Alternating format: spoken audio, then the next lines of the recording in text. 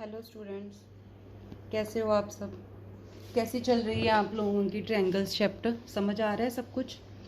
कल हम लोगों ने एक्सरसाइज 6.4 का फर्स्ट और सेकंड क्वेश्चन किया था।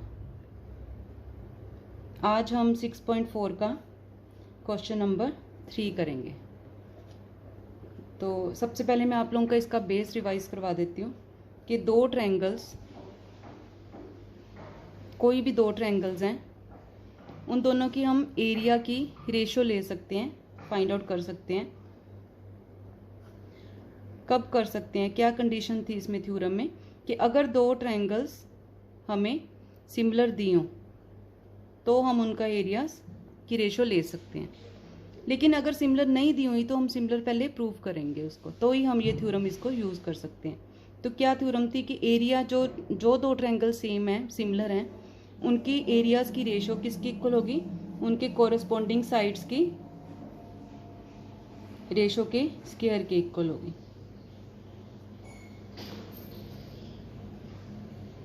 ऐसे हम ये थ्योरम थी। ठीक है, तो अभी हम आते हैं अपने थर्ड क्वेश्चन के ऊपर। सब लोग अपनी अपनी एनसीईआरटी बुक निकाल लो। सबसे पहले क्वेश्चन समझ लेते हैं। जितना अच्छे से क्वेश्चन समझोगे उतना ही आसान होगा। यहाँ पे ये फिगर बनी हुई है, हमें बोल रहे हैं ए बी सी और डी बी सी। अब देखो इन दोनों में बी सी सेम है और ये बोल रहे हैं दो ट्रायंगल्स बनी हैं सेम बेस बी सी के ऊपर, और ए डी जो है वो इंटरसेक्ट कर रही है ए बी को ओ के ऊपर। हमने शो करना है area of triangle A B C upon area of triangle D B C किसके इक्वल है? A O upon D O. तो ये हमने शो करना है। तो स्टेटमेंट हमारी इसमें हमें पता चल गई है। तो हम इसकी डायग्राम बना लेते हैं दोबारा से।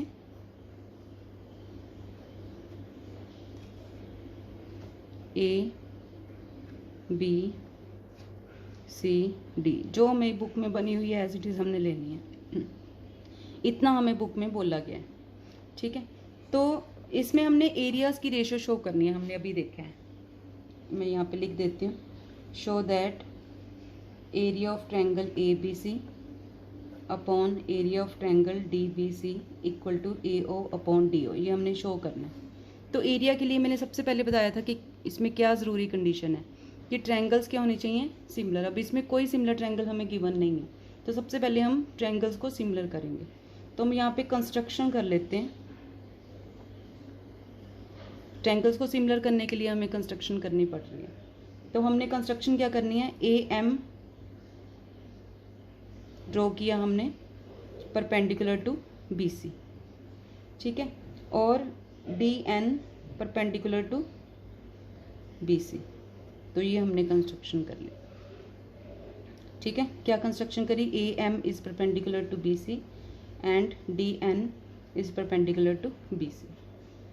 ठीक है, अब हम इसमें प्रूफ करने में क्या कोशिश करेंगे? कौन सी ट्रायंगल लेंगे? ट्रायंगल ए ओ एम जो हमने कंस्ट्रक्शन करी है, और डी ओ एन। इन triangle A O M and triangle D O N. अब देखो हमने कंस्ट्रक्शन में परपेंडिकुलर लिया है। परपेंडिकुलर का मतलब क्या होता है? 90 डिग्री एंगल। ठीक है, 90 डिग्री का ये साइन है। तो 90 डिग्री है। दो ट्रायंगल्स को सिमिलर करने के लिए हमारे पास क्या क्या कंडीशंस थी? हम तीन क्राइटेरिया से सिमिलर कर सकते हैं। एक तो एंगल से, साइड से, या साइड एंगल साइड से। इन तीनों में से कोई भी क्राइटेरिया हम लगा सकते हैं। पहले वाली वीडियोस आप देखोगे, उसमें ये बहुत अच्छे से क्लियर किया गया है। तो देखो, एक तो इसमें एंगल 90 हो गया। ठीक है, angle A M O equal to angle D N O, ये 90 डिग्री है। ठीक है, इसका रीज़न क्या है? बाय कंस्ट्रक्शन हमने लिया। ठीक है, सेकंड, इसमें ये वाला एंगल और ये वाला एंगल, ये भी मैंने आपको बताया हुआ है कि ये जब दो लाइंस क्रॉस करती हैं, ये दो लाइंस क्रॉस कर रही हैं, तो इसके ये एंगल वर्टिकली ऑपोजिट होते हैं।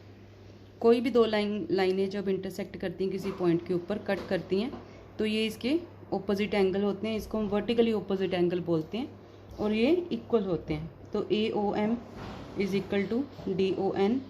इक्वल है क्यों? रीज़न लिखेंगे वर्टिकली। रीज़न साथ में हमेशा लिखना, क्योंकि अगर आप लोग रीज़न नहीं लिखोगे तो आपके मार्क्स कट हो जाएंगे। तो ये दो एंगल क्राइटेरिया अब यहाँ पे हमारा लग गया।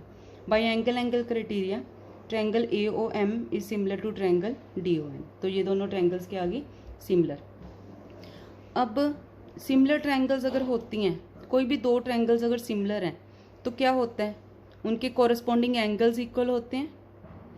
ठीक है, कॉरस्पॉन्डिंग एंगल्स इक्वल होते हैं। सेकंड क्या होता है, कॉरस्पॉन्डिंग साइड्स की रेशो, ठीक है, आर इन प्रपोर्शन होते हैं। तो ये दो कंडीशन हमारी थी, ये आप पिछली वीडियोस में और क्लियर कर सकते हो।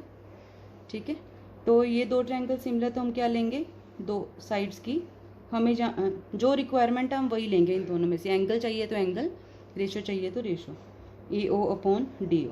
तो इसका रीज़न हम साथ में लिख देंगे, corresponding sides of similar triangles. ठीक है, सिमिलर हमने प्रूव किया, उनकी कॉरस्पॉन्डिंग साइड्स की रेशो लेंगे। अब राइट एक चीज़ और इसमें यूज़ होनी है, कोई भी राइट एंगल ट्रायंगल है उसका एरिया लेना है अगर, तो उसका क्या फॉर्मूला होता है, half into base into height. ये इसका बेस होगा, ये हाइट होगी जहाँ पे एंगल बना है। Half into base into height, ये एरिया का फॉर्मूला होता है राइट एंगल ट्रायंगल का। तो यहाँ पे हमने वही लगाना है, area of triangle ABC ratio area of triangle DBC। तो ABC, अब ये देखो ABC, ठीक है, ABC ट्रायंगल है और ये इसका परपेंडिकुलर है। तो जब भी हमें परपेंडिकुलर दिया होगा राइट एंगल ट्रायंगल है, तो हम इस पर क्या लगाएंगे, formula half into base into height. बिल्कुल सेम ऐसे जब ये वाली ट्रायंगल लेंगे तो इसमें ये इसका परपेंडिकुलर है, तो half into base into height. Half half cut गया, BC सेम है, कट गया, तो हमारे पास क्या बचा, AM/DN। ठीक है, अब ये नंबर 1 पे हमने ये शो किया था, नंबर 2 पे हमने ये किया था। अब देखो AM/DN is equal to AO/DO। First हमने प्रूव किया सिमिलर ट्रायंगल से।